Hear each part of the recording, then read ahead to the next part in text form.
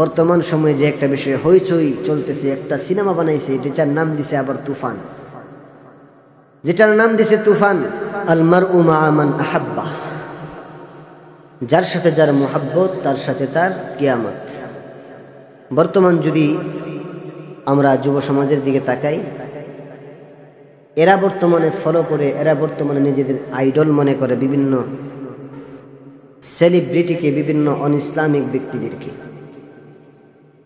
যুবক চুল কেটেছে বিভিন্ন স্টাইলে, যদি প্রশ্ন করা হয় এই চুলটা কার থেকে অনুসরণ করে কেটেছে, বলবে অমুক নায়িকা থেকে, অমুক গায়িকা থেকে।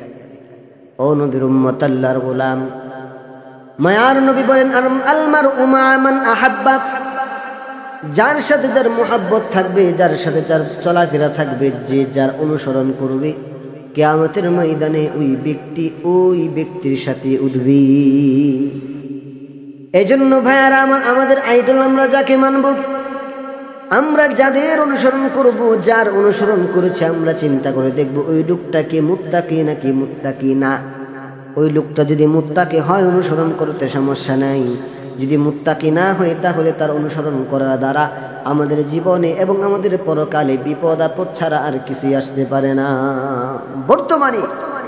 বর্তমান সময়ে যে একটা ফিতনা সমাজে খুব চলতেছে, সেটা হচ্ছে বিভিন্ন নায়ক নায়িকাদেরকে দেখে, বিভিন্ন সেলিব্রিটি খেলোয়াড়দেরকে দেখে মানুষ চুল কাটে, তাদের পোশাকে নিজেকে,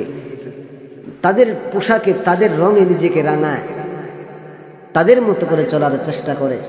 বর্তমান সময়ে যে একটা বিষয় হইচই চলতেছে, একটা সিনেমা বানাইছে যেটার নাম দিছে আবার তুফান, যেটার নাম দিছে তুফান। এখন মানুষ ওই স্টিকার লাগায়া, ওই তুফান সিনেমার স্টিকার লাগায়া রাস্তার মধ্যে ঘুরে। তারপরে আরো কত কত সিনেমা 2 দিন পরে পরে বের হয়, এইগুলার কালারের গেঞ্জি পরা, এইগুলার পোস্টারওয়ালা গেঞ্জি পরা মানুষ রাস্তায় হাঁটে। ওই যে হিরো অভিনয়টা করে, ওর মতো করে চুল কাটে, ওর মতো করে জামা পরে, ওর মতো করে প্যান্ট পরে। ভাইরা আমার, বিশেষ করে যুবকদেরকে আমি বলবো, আপনি যার অনুসরণ করে চুলটা কাটতেন, কিয়ামতের ময়দানে যদি আল্লাহ তাআলা বলে এই চুল কাটছিলি কাকে দেখে, তখন যদি আপনি বলেন যে আমি অমুক নায়কের থেকে দেখে, অমুক সেলিব্রিটি ইসলামের দুশ্মনকে দেখে আমি চুল কেটেছিলাম, তখন তো আপনি কাল কিয়ামতের ময়দানে বাঁচতে পারবেন না। কেননা আল মারউ মাআ মান আহাব্বা, নবী করিম সাল্লাল্লাহু আলাইহি সাল্লাম বলেন, যার সাথে আপনার মুহাব্বত হবে, যাকে আপনি অনুসরণ করবেন, তার সাথে আপনার হাসর নাসর। কাজেই ভাইয়ারা আমার, আমরা যেন নায়ক নায়িকাদের অনুসরণ না করি, আমরা যেন কোনো অনইসলামিক কোনো সেলিব্রিটির অনুসরণ আমরা না করি।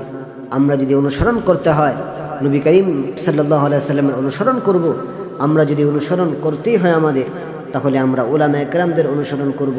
লা তাআতা লিমাখলুকিন ফি মাসিয়াতিল খালিক, আল্লাহ এবং আল্লাহ রাসূলের অনুগত্য বাদে পৃথিবীর অন্য কারো অনুগত্য করা হারাম।